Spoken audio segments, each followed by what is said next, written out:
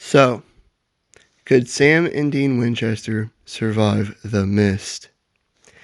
2 years ago, I threw these two brothers against Stephen King's Pennywise. Last year, I threw them against the horror icon Jason Voorhees. And this year, I'm throwing them back into the horror and bizarre mind of Stephen King and seeing if they could survive the movie adaptation of The Mist. And we all know who Sam and Dean Winchester are, the two greatest hunters in the world, who came back from the dead several times for whatever reason, and saved the world from countless world-ending threats, from Lucifer and the Apocalypse to literal God himself. But could they survive the mist? Well, that's fine. Let's see. What is the mist? Well, in the 2007 movie, all we know is that a heavy, thick fog came from these mountains and surrounded this grocery store.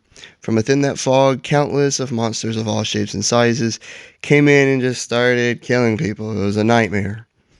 That's basically it, yeah. From the 1980 novel, we know in those mountains was a secret military experiment called Project Arrowhead. This project intended to create trans-dimensional window to look into other dimensions.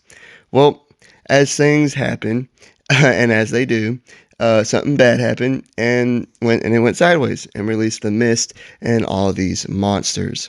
So let's briefly talk about these monsters and see what the heck they even are. The first monsters are scorpion flies. They're about 2 feet long, and they're these fly, scorpion, wasp hybrid things that were attracted to light. They also come equipped with a stinger that has a lethal neurotoxin that causes massive swelling and suffocation in minutes. Next were the pterobuzzards. buzzards. The pterobuzzards were these pterosaur-like creatures with 4 wings and about twice the size of the scorpion flies. They usually only prey on scorpion flies, but showed that they can and will attack and eat people as well. They can fly as well due to their wings. Next are the gray widowers. These were deadly spider things that the size of a typical dog. They have this acidic web as their main form of attack, as they can project it several feet and quickly. They lay hundreds of eggs in a living host, and it takes about a day for the eggs to hatch. They're also strong enough to rip off a guy's face. So, I do believe these are the biggest threat in the mist, at least in my opinion. Basically, you have a fear of spiders or arachnophobia real bad, like I do. I would stay away from these 8-legged demons. Anyways, next is the arachne lobster. It was 50 feet tall, lobster-like creature that simply dissected its prey with its huge mantis lobster-like claws. You can see a size reference. Yeah, these are kind of a big problem as well, and all that. And lastly, we have Behemoth, also known as the impossibly tall creature. It was a massive kaiju-sized monster with 6 legs and dozens of tentacles. Its size was never stated, but it was said that a blue whale would look like a trout next to this thing. And it's also been estimated to be about 240 feet tall. So it's not like Godzilla big, but like it's almost there. Still really, really big. And blue whales are the biggest animals in today's world. And it looks like a trout to this thing. Goddamn. Oh yeah. So, let's set the scene. So, Sam and Dean stop at a local grocery store in a small town just to get some things for the road. They're on their way to a hunt that they're going to take, and they just got to stop and get some stuff. And also, before we get started, any and all names that I come up with that I give people that's not Sam or Dean are completely fictional and random. I just gave them names so I wouldn't have to say that guy that did this or this girl that's doing this, blah, blah, blah, blah. They have names. So they walk inside. It's not very dizzy. There's a few dozen people plus some employees and all that great stuff. That's the scene. Let's get started. So it's not very busy. There's a few, a dozen people, plus some employees.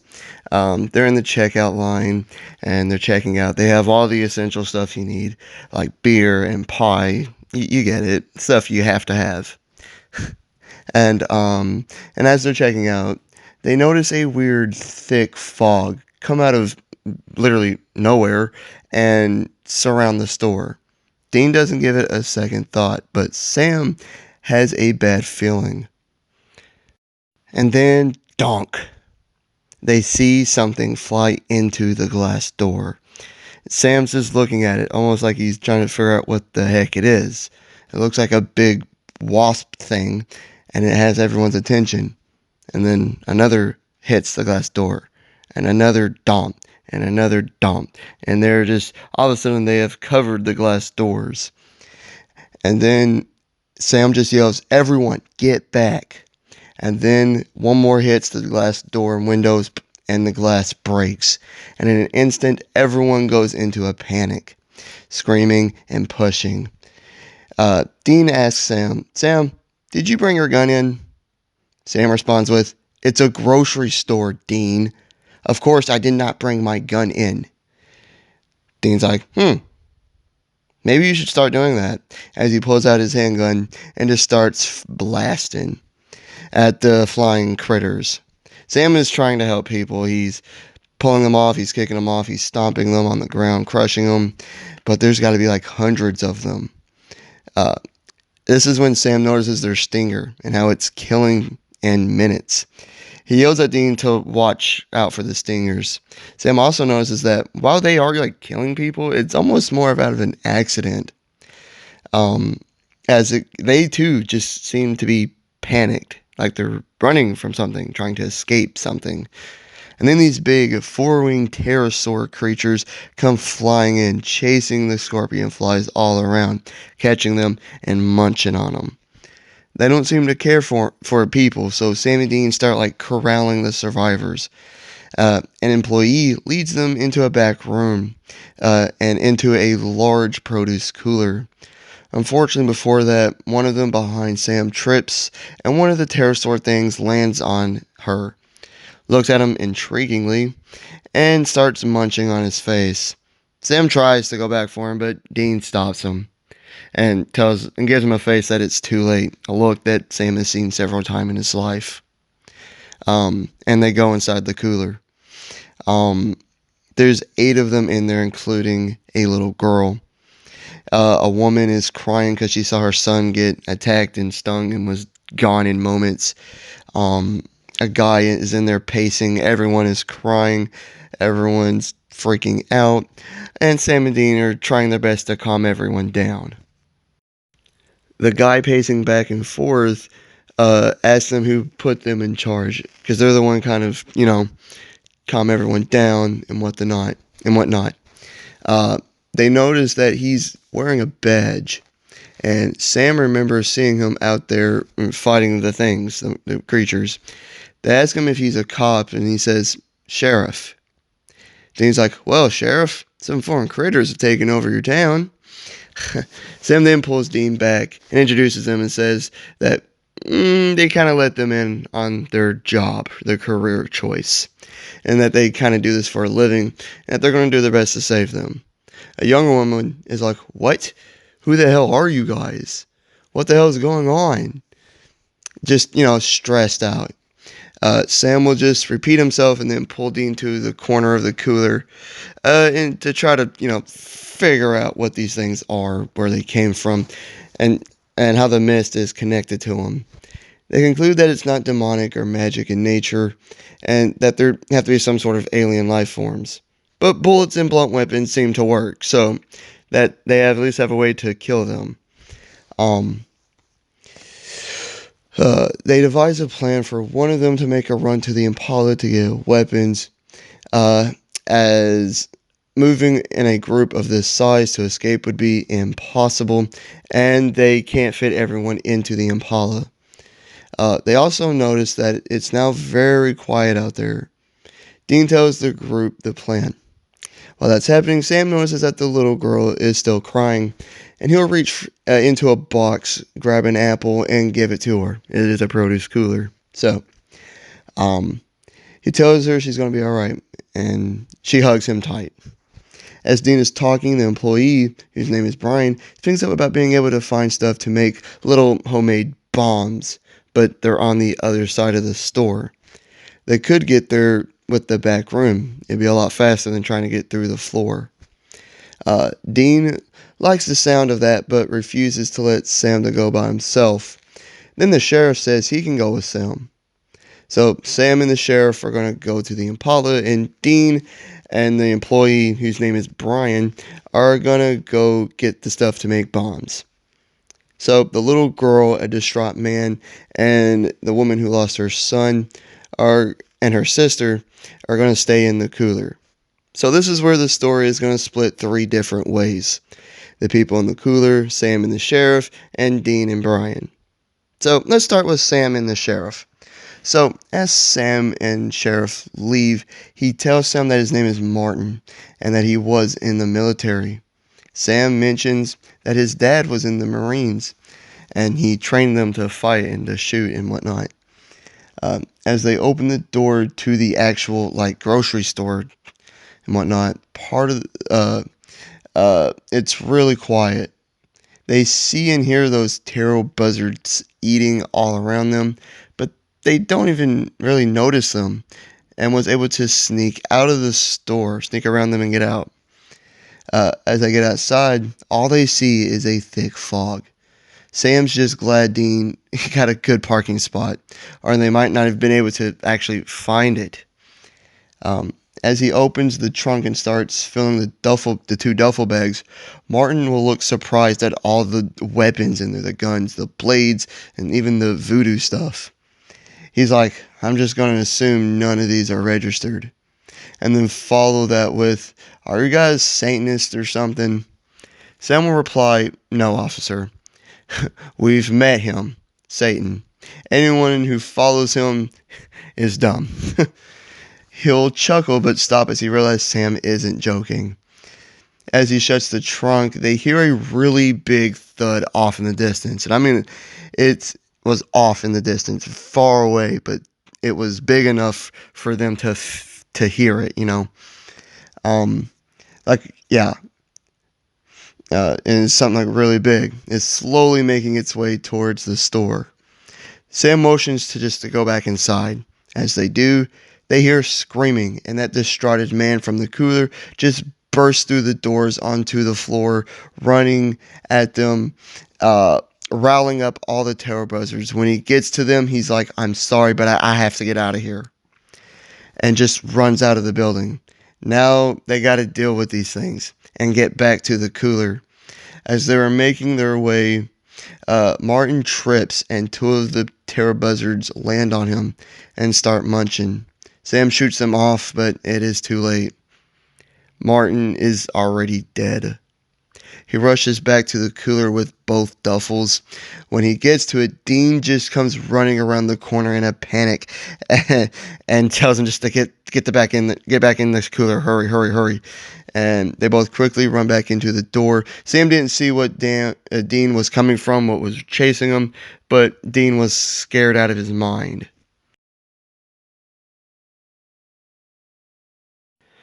As Brian leads Dean to the other side of the store, to get the stuff to make these small homemade bombs or whatever through the back room of the store, they don't talk very much, but he tells Dean that he has to survive so he can get his little sister and himself out of here because their dad's abusive. He's been working really hard to get enough money so he can take his little sister out of there, out of the state or whatever. Dean says he'll do whatever it takes to get him out of there. As they're walking, they're noticing something weird is everywhere. Like it looks like it's spider webs everywhere. Brian is very confused as it wasn't like this an hour ago. This just happened. And Dean's like, shh, do you hear that? Like very quietly in a whisper. It just kind of, hears, it just kind of sounds like there's a lot of things just walking around, crawling around, all around them. But they don't see anything. The lights are on. They don't see anything. And then they slowly look up, and the ceiling is covered in dozens of these big spider things. Brian went to scream, but Dean stopped him, covering his mouth with his hand. Dean motions to just abandon the plan altogether, and Brian agrees. But then the sounds of gunshots ruins everything. They're able to roll out of the way and start running, as they all jump down and chase them. Little did they know, though, these things can project acidic webs, and some web got wrapped around Brian's leg, and it started immediately burning through his clothes, his skin, and he falls to the floor. By the time Dean turns around, he can't even see him anymore. Brian is just covered in these big things, and and a lot of them are just still chasing after Dean. Dean just starts running. He turns the corner and runs into Sam, and just quickly motions to get back inside, get back in the cooler. And they do just that. Now we're with the people that stayed in the cooler. Jeff is the guy, the two sisters are Jamie and Abby, and the little girl is Mia. The three girls are just kind of sitting there. The sisters are kind of cuddling up with each other, trying to comfort one another, and Jeff is pacing back and forth. He automatically believes the worst, that they all are dead now, and that they're going to be dead soon as well. Uh, Jamie and Abby were trying to stay strong for Mia because she is just a little girl, but they didn't believe it, and Mia deep down didn't believe them, but she knew that they didn't believe it. She just kept eating her apple, trying to calm down. They're also starting to get cold due to the prolonged cold temperature of the cooler. After a few minutes of kind of just back and forth talking and pacing, Jeff hits a breaking point and just panics. He rushes out of the cooler wielding a pocket knife, and that's when everything happens. So, when the girls tell Sam and Dean what happened, and they exchange what happened on their ends, as well as exchange names, Dean is pissed. Brian and Martin died when they didn't have to. They went out there when they didn't have to and died because this guy lost his nerves. On top of that, he didn't get anything to make bombs or anything. And even despite the cooler still going on, they can hear the big spider things walking around out there. So they're just stuck for now. But Sam did get the duffel bags of weapons. So that's something. Sam notices Mia is starting to shiver. So he takes his jacket off and gives it to her. And she smiles. Dean notices a certain big weapon in one of the duffel bags and just smirks a little. One of the girls, Abby, was like, "What?" And he was like, "Don't worry about it." They tried calling Cass for some angel support, but there's no reception. 30 minutes passes, and the cooler turns off. And Dean says, "All right, it's time to go." Sam is skeptical as they don't know what's all out there and how far the fog goes. They can't just go out there guns blazing. All of them will die. Then, and as they're kind of going back and forth, Sam realizes something. They're in a cooler, and it's turned off. That cool air had to be coming from somewhere, a vent. Sure enough, there's a vent up in the corner. And it's actually big enough for each of them to get through, although it is a tight fit for Sam and Dean, especially Sam. The vent leads them to the roof. They can't see a thing. Not the sky, not the nearby buildings. They can't even see most of the parking lot. But they do see the Impala. That's the good news. The bad news is the only ladder down is on the back of the building, meaning they have to go around the building to get back to the car. So, Dean and Sam take out shotguns, and they ask Abby and Jamie if they had any experience shooting. Uh, Abby said that she used to go hunting with her dad all the time, so they hand her a handgun. Jamie said she's never shot a gun before in her life. They're like, well, here's this to protect you, and hand her a machete. Sam kneels down to Mia and says he's going to do whatever it takes to make sure she doesn't have to use this, but just in case something happens, and he's going to hand her a pocket knife. They go down the ladder one by one, and it is oddly quiet. It's so hard to see anything. They turn the corner of the building, still not able to see anything, and then they walk up onto a half-eaten scorpion fly, and then another, and another, and are suddenly walking through a graveyard of them, all 50 to 90% eaten. And then Dean barely notices, but up on a nearby semi-truck trailer, there are several of those pterosaur things. They're up there, and it looks like they're eating. Abby goes to shoot, but Dean stops her, puts his finger over his mouth, and motions to just keep going. Just then, dozens of those scorpion flies just appear, exciting the pterosaurs into a frenzy. Dean yells, "Run and gun!" and they take off. Abby gets tackled by a scorpion fly and immediately stung, and then one of those terror buzzards snatches it up and flies off. Dean wanted to go back for her, but just like a recurring theme for this story, it was just too late. Jamie died. And at one point, Sam gets tackled by a terror buzzard, doing whatever he could to hold back its head. And then Mia stabs it in the back with her pocket knife, but wasn't able to pull it out. As it squeals in pain, Jamie just effing slices its head off. As they turn the corner to the front of the store, they realize the monsters aren't following them anymore. They stopped for some reason. Maybe they're just focusing on each other, or maybe there's something else there that's scaring them away. We'll find out soon. As they catch their breaths, Sam asks if everyone was alright. They all nod, but Dean is beating himself up for not being able to save her. But this isn't the first time, and it probably wouldn't be the last either. Then they all feel it, a big boom in the distance. Jamie's like, "That sounded like a bomb." And Sam's like, "I don't think so.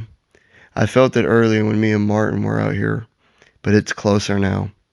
Gives me more of a Jurassic Park vibes." Dean's like, "What?"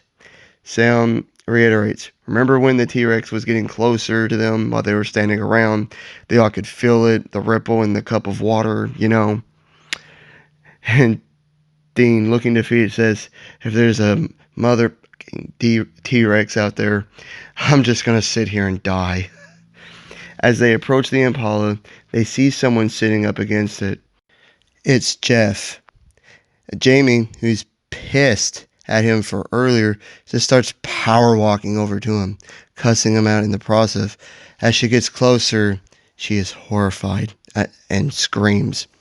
As the rest catch up to her, they see why, as he's been perfectly chopped in half, with his legs mere feet from him.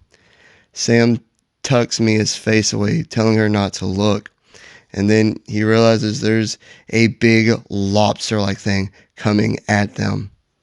He gets Dean's attention as he rushes to unlock the Impala and get Mia in there as well as Jamie. Dean gets Jamie in there and says, "I got this." Sam's like, "This isn't the time to play the big brother, sacrifice yourself, BS card." Dean's like, "Oh, you worry too much, Sammy," as he reaches into his duffel and pulls out the big gun that made him smirk earlier, the grenade launcher, and just blasts this big thing. It hurt it, so Dean just keeps on blasting.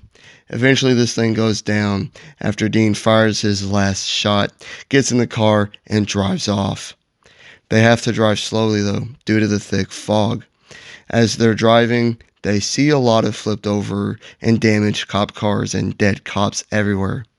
These were not there earlier this morning, meaning they were investigating the mist. Jamie holds Mia close, and then they hear as well as feel it again. Boom! But this time, it's like right on top of them. But thing is, they can't see anything. They're looking all around. Dean slowly driving the car. They're trying to figure out what it is so they can get away from it. And then, boom! A massive foot just lands right beside the car. And Dean just hits the brake. Everyone is frozen with fear. No one is moving. No one is making a sound. But the big thing, whatever it is, just walks over them. As if it didn't notice them, didn't care for them. Maybe it just didn't see them as a threat or as a good enough meal or something. But it just walked right over them. Dean slowly starts the Impala and slowly takes off. And then they finally find the end of the fog and find a nice, warm, sunny day waiting for them. Hey guys, this is Dustin talking. I just wanted to let y'all know, if you haven't heard, that I recently just hit 900 subs. It's awesome. It's incredible. But it also means we're officially on the road to 1K. So please subscribe. It'd be incredible if y'all did. And while you're there, go ahead and like and leave a comment and hit the notification bell to be notified of all my future videos. I really do truly appreciate it. Happy Halloween and all the great stuff. Catch you on the next one. Peace.